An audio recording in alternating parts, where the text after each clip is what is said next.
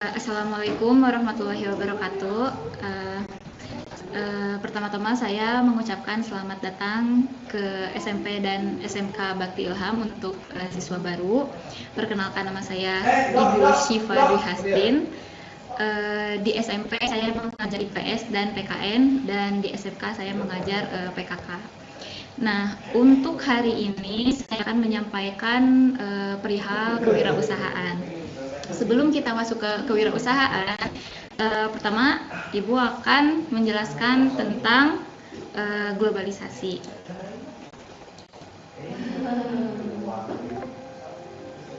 Nah, globalisasi itu terdiri dari kata global dan lisation.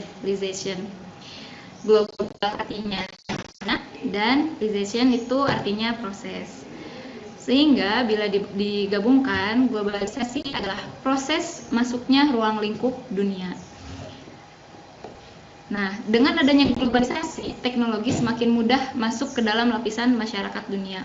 Dulu kalau misalkan kita mau berinteraksi dengan teman di luar negeri, misalkan kita kan ribet ya, harus telepon, harus gimana. Sekarang kan teknologi itu semakin canggih, tinggal WhatsApp, tinggal Instagram, tinggal mungkin di Facebook dan lain-lain. Jadi karena pengaruh globalisasi ini, teknologi itu semakin mudah dan mempermudah kehidupan kita semuanya.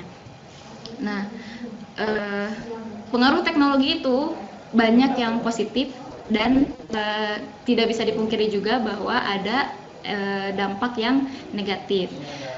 Contoh apa? Contohnya ini di slide ini. Pengaruh teknologi. Pekerjaan yang semula dilakukan oleh manusia menjadi digantikan oleh teknologi. Jadi kalau dulu banyak pekerja yang mengandalkan tenaganya, dan sekarang itu diganti oleh teknologi. Contohnya apa?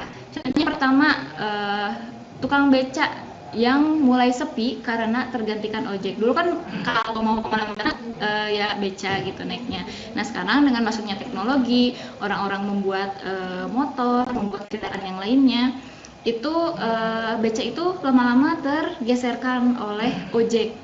Nah, dan sekarang juga ada teknologi yang terbaru, yaitu fitur ojek dengan berbasis online. Nah, jadi ojek juga disingkirkan oleh contohnya Gojek gitu ya, kalau boleh sebut merek. Nah, hal ini itu tuh merupakan dampak dari globalisasi dan masuknya teknologi kayak gitu. Jadi tenaga kerja yang mengandalkan tenaga manusia sekarang perlahan-lahan digeserkan oleh yang namanya teknologi.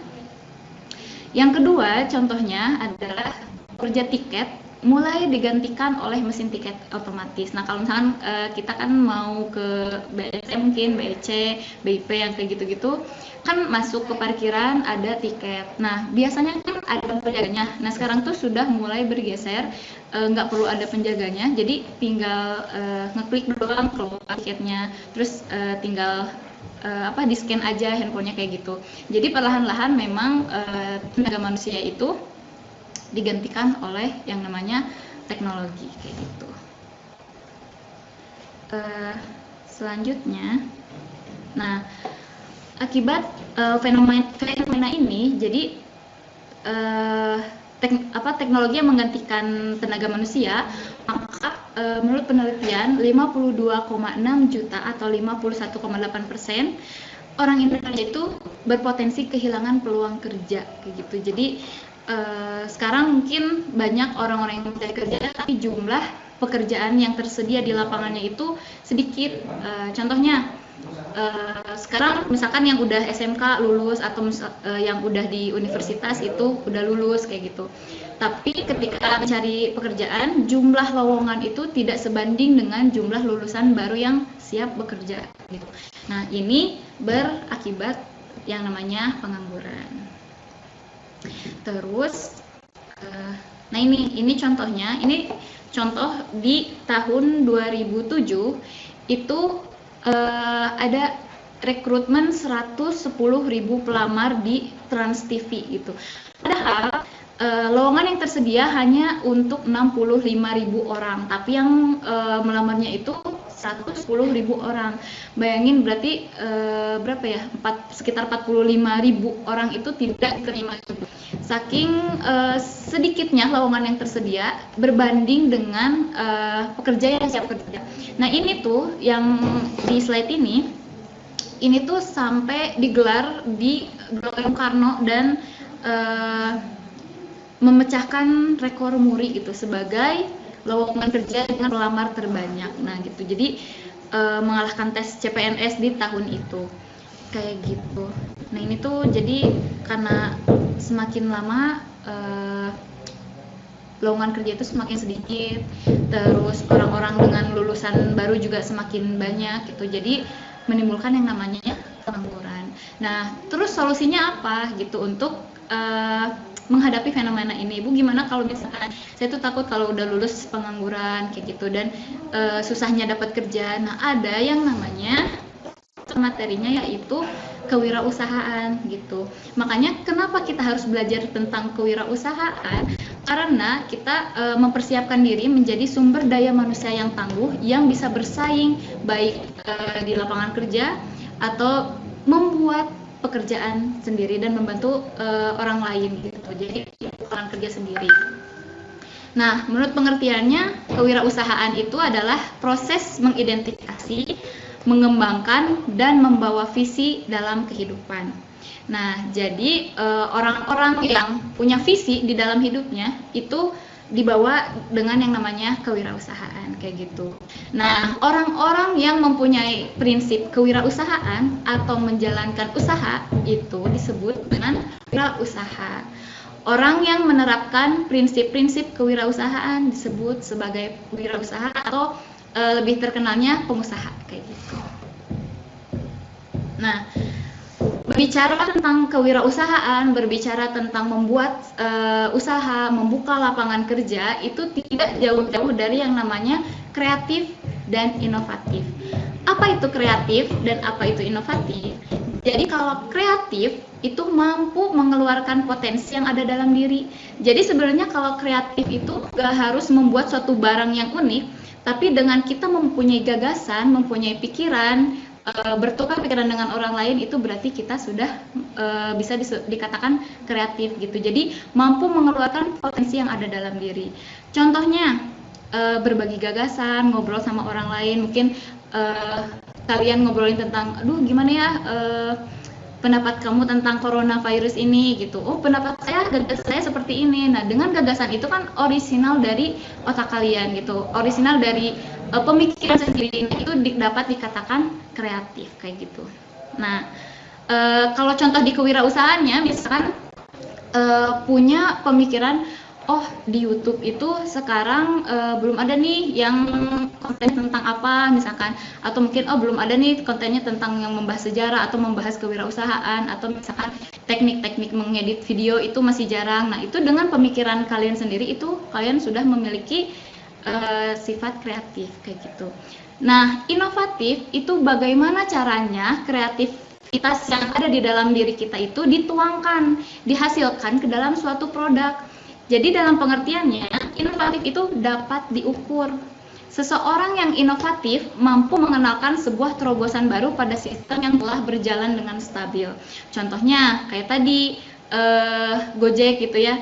Ojek itu sebenarnya berjalan sudah lama, udah banyak gitu yang pakai ojek, tapi karena pendiri Gojek itu inovatif, jadi diubahlah sistemnya dengan menjadi lebih mudah gitu, lebih mudah penggunaannya gitu. Nah itu namanya inovatif. Jadi menuangkan gagasan terhadap aksi. Gitu. Contohnya kalau yang tadi kalian punya pemikiran YouTube itu belum ada ini, belum ada itu. Nah itu kan baru pemikiran. Ketika kalian membuat konten YouTube-nya itu berarti sudah termasuk inovasi kayak gitu. Lanjut. Gimana caranya untuk menjadi seorang wirausaha? Di sini ada pendapat dari seorang ahli namanya William D. Bigrave. Nah, ini bapaknya ada di sini ya.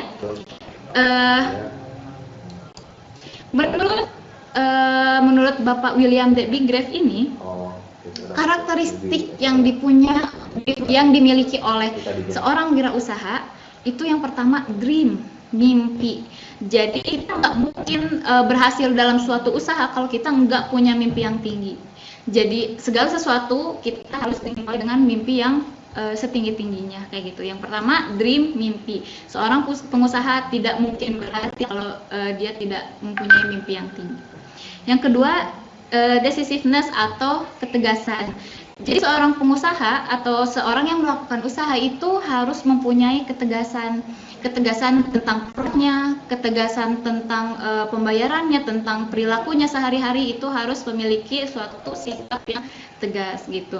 Contohnya misalkan kan nggak mungkin kalau kita jual satu barang, ini harganya berapa? 25.000. Nah, enggak, aku punyanya 10.000 gitu. Nah, itu kita harus tegas, karena kalau kita nggak tegas, kita jual 10.000, kita nggak punya untung gitu. Gimana caranya kita berhasil, gimana caranya kita punya untung kalau misalkan kita nggak punya sifat ketegasan gitu. Yang ketiga, doers atau bertindak. Jadi kalau mengutip dari pengusaha namanya Bob Sadino, itu usaha yang paling hebat adalah usaha yang dilakukan gitu. Jangan terus dipikirkan, tapi yuk dilakuin gitu. Mulai usahanya. Jangan, aduh aku punya usaha ini, banyak sekali ide kreatif yang ada di otak tapi tidak tertuangkan, yaitu nggak akan jadi gitu. Jadi karakteristik seorang wirausaha yang ketiga adalah bertindak, laksanakan pemikiran kreatif kita. Nah, yang keempat itu determination atau kebulatan tekad. Ketika kita memutuskan saya tidak mau jadi pekerja, tapi saya ingin membuka lapangan kerja, itu kita harus mempunyai tekad yang bulat gitu. Karena kalau misalkan kita nggak punya kebulatan tekad, tantangan yang ada di depan tidak akan bisa kita lalui gitu. Jadi lemah lah gitu. Aduh, ini belum ada untung nih, udah 1 bulan. Nah, kalau kita nggak punya tekad yang bulat, itu bakalan mellow, ya udahlah, nggak usah usaha kayak gitu. Seorang wirausaha tidak boleh menyerah seperti itu. Jadi punya kebulatan tekad. Terus dedication atau pengabdian. Kalau melakukan usaha, banyak orang tuh berpikir bahwa enak ya jadi pengusaha, tinggal di rumah gitu, nggak usah keluar rumah sering gitu, atau misalkan jam kantornya nggak jam 7, pulang jam 5 atau jam 7 lagi gitu. Enggak, justru seorang pengusaha itu menghabiskan waktunya 24 jam dalam sehari gitu. Karena selalu memikirkan besok mau gimana rencananya.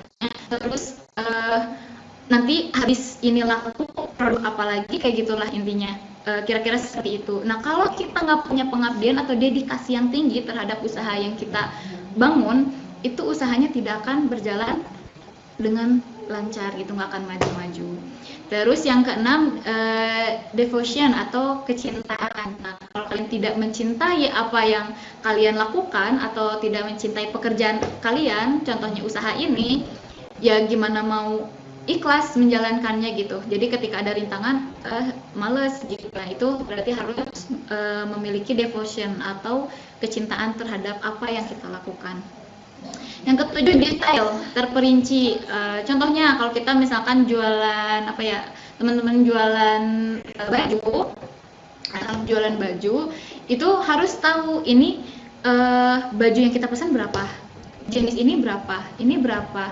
Jadi seorang pengusaha itu harus terperinci, detail gitu. Terus kalau misalkan udah ini, nantinya mau ngapain ya gitu. Jadi harus terperinci, nggak boleh kira-kira segini, mah santai aja lah gitu, lebar gitu, waktunya itu kayak terbuang dan nggak akan maju-maju lah gitu usahanya. Terus ada destiny atau nasib gitu ya. Seorang wirausaha juga tidak memungkiri bahwa seorang pengusaha itu menyerahkannya kepada nasib lah gimana gitu, tapi tidak berarti saya mah nasibnya kayak gini tapi nggak berusaha gitu ya, itu juga gitu. Terus yang selanjutnya, dollars atau uang. Membuat suatu usaha pasti membutuhkan uang gitu ya, modal lah kayak gitu.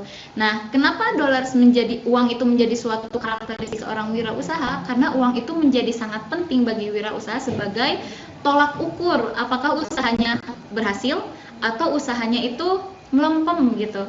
Nah, indikatornya apa ya? Uang. Kalau misalkan modalnya balik, oh berarti ya kita untung gitu. Kalau misalkan modalnya nggak ada barangnya tapi sudah habis misalkan, ya berarti uangnya nggak ada, ya berarti usahanya nggak berjalan dengan baik gitu. Berarti ada yang salah di tengah-tengahnya. Terus yang ke-10, distribute atau mendistribusikan. Kita punya barang tapi disimpan aja di rumah, itu bukan usaha gitu. Jadi kita harus mendistribusikan produk kita ke orang-orang banyak biar dikenal gitu. Gimana caranya orang lain tahu kita jualan produk A tanpa kita mendistribusikan produk itu gitu. Jadi yang terakhir adalah mendistribusikan gitu. Itu karakteristik seorang wirausaha. Nah, selanjutnya ada kisah hidup tentang Jack Ma. Nah, Jack Ma ini adalah seorang pengusaha sukses dunia ya. Jadi buat yang belum tahu anak-anak, Jack Ma ini usahanya namanya Alibaba Group. Jadi Alibaba Group ini kalau kalian tahu Lazada, Shopee, atau misalnya Tokopedia, nah seperti itu. Jadi berusaha pengusaha di bidang retail lah gitu, penjualan atau online market gitu ya. Nah, Jack Ma ini lahir pada tanggal 10 September 1964. Nah, di balik sekarang usahanya yang sangat mendunia, bahkan pembelinya juga dalam satu hari itu banyak banget, dan jika dihitung-hitung itu bisa mencapai jutaan gitulah. Jadi memang sudah mendunia, meskipun perusahaan ini tuh terletaknya di Cina gitu. Jadi Jack Ma ini orang Cina atau orang Tiongkok. Nah, jadi di balik usahanya yang sukses itu memiliki kisah hidup yang penuh tantangan lah gitu. Jadi saat kecil hingga remaja, ia harus berkali-kali menempuh tes untuk bisa diterima di sekolah karena secara akademis ia kurang begitu hebat. Nah, jadi memang Jack Ma ini waktu sekolahnya tuh mau masuk sekolah aja tuh susah gitu, karena di tes nggak masuk. Kalau di kita mungkin ke negeri gitu nggak masuk, misalkan mau ke universitas ITB misalkan, tapi nggak masuk gitu. Jadi di tes gitu berkali-kali kan nggak masuk. Tapi akhirnya pada tahun 1988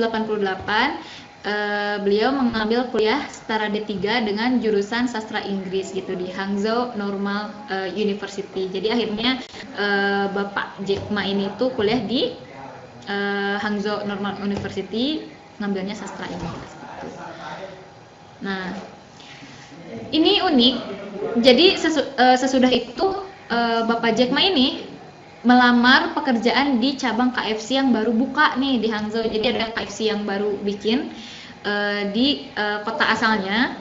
Nah, jadi dari 24 pelamar hanya beliau yang ditolak gitu. Jadi dari 24 orang kan banyak ya, dari 24 orang hanya satu orang yang tidak diterima bekerja di situ, yaitu Bapak Jack Ma ini. Jadi gimana hancurnya ya. Jadi orang lain 23 orang diterima, dia sendiri yang tidak diterima pekerjaan bekerja di tempat itu, di KFC kayak gitu.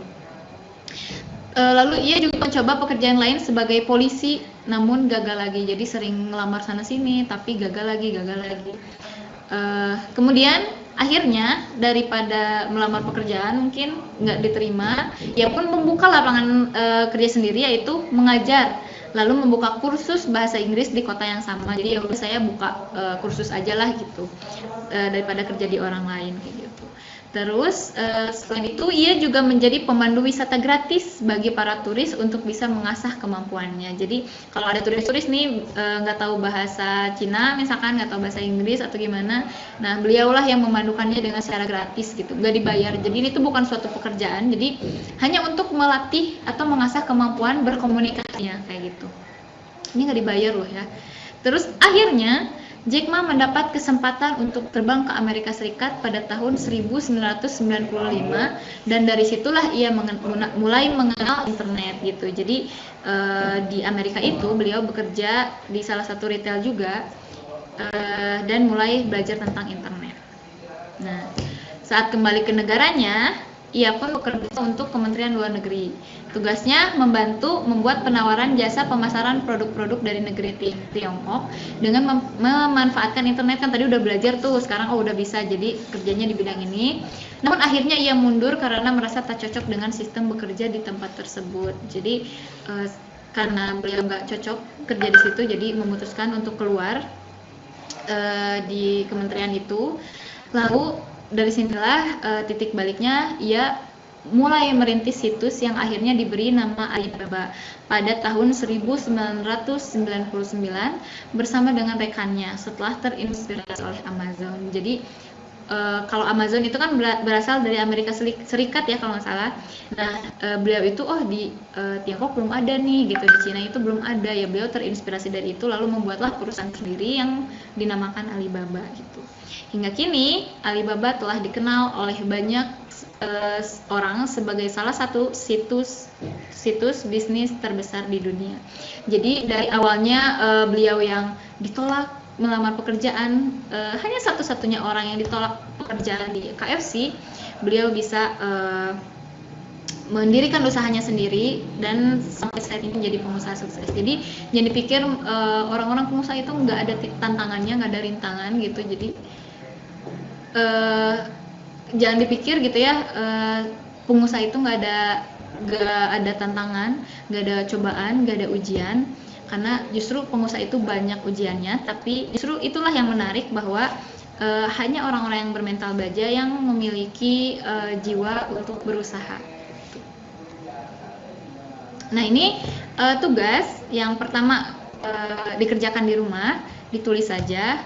Yang pertama, kenapa kita harus belajar tentang kewirausahaan? Yang kedua, apa itu kewirausahaan? Yang ketiga, apa perbedaan kreatif dan inovatif? Yang keempat, apa saja karakteristik seorang wirausaha? Nah, materinya sudah berakhir. Semoga apa yang saya sampaikan ini bermanfaat buat anak-anak. Semoga nanti anak-anak atau siswa-siswa sekarang itu lulus bukan dari pekerjaan, tapi membuka lapangan pekerjaan, mempunyai pemikiran yang kreatif dan inovatif. Jadi saya doakan semoga siswa-siswa baru kali ini bisa membuka lapangan kerja, membuat usaha baru sehingga bermanfaat bagi orang banyak. Terima kasih. Assalamualaikum warahmatullahi wabarakatuh.